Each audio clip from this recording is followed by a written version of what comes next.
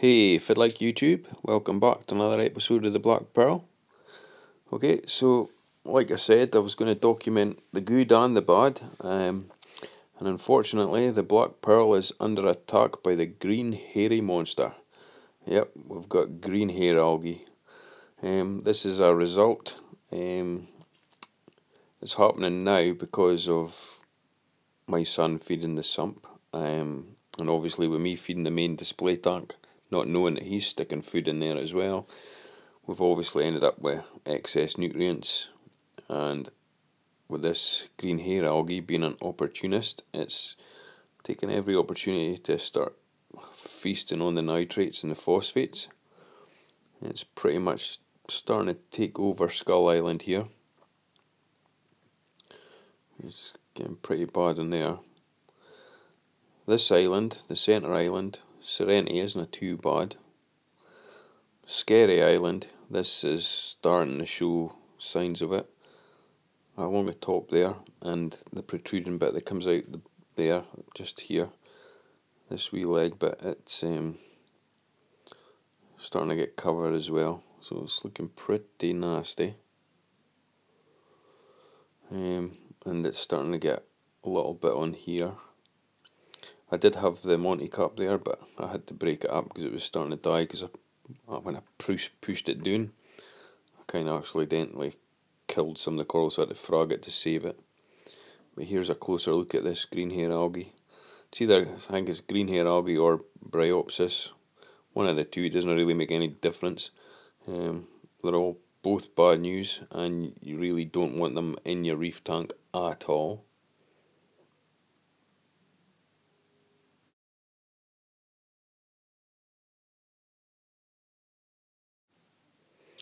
Okay, so I've just changed the halide bulbs.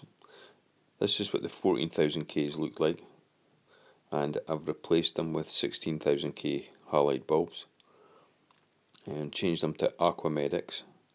And I must admit, I'm loving it, loving this colour. I think it's just much better. Before, 14,000K was great, kind of, and compared to like 10,000K, which is like super yellow and just horrible to look at unless you have lots of actinic and blue supplemental lighting. But the 14,000Ks was a happy medium.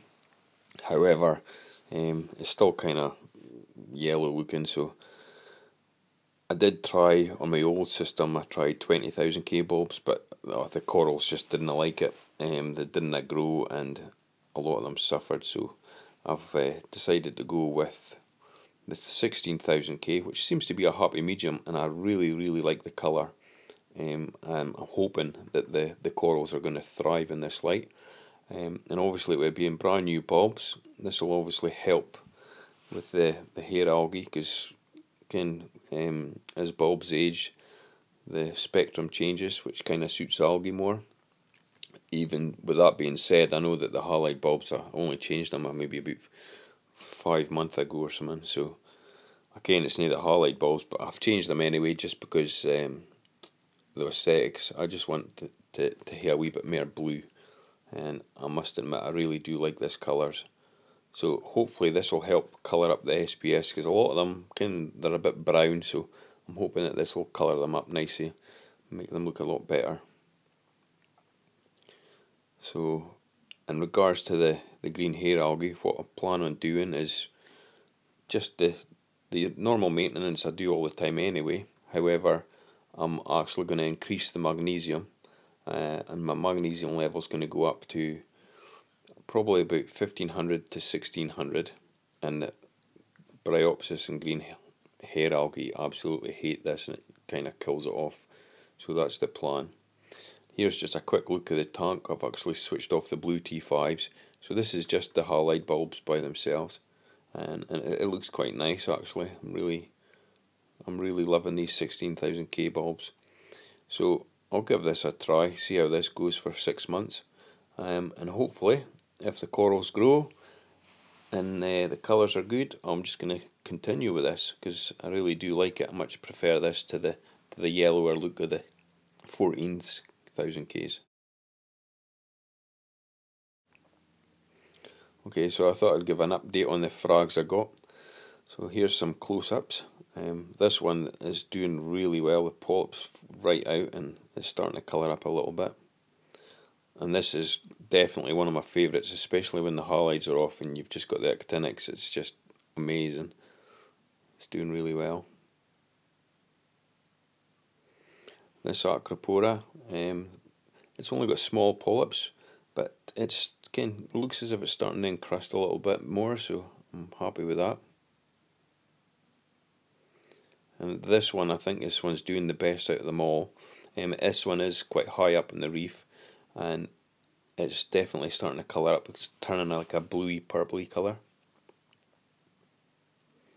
And this little pink hystrix bird's nest is starting to get some new growth tips on it already, even although it's at the bottom of the tank. This digitata, the purple digitata, is starting to change colours, and it did have a wee bit there, it got knocked off. This Acropora, I'm not sure what kind it is, but it's turning like a bluey colour with green polyps, and it's looking really nice. And here's the red Monty Cap. Unfortunately, when I pressed it down onto that Skull Island, I pushed too hard and I killed it off, so I had to frog it just to save it. And this green digitata, its polyps are all out and it's starting to show new growth tips, so it's doing well.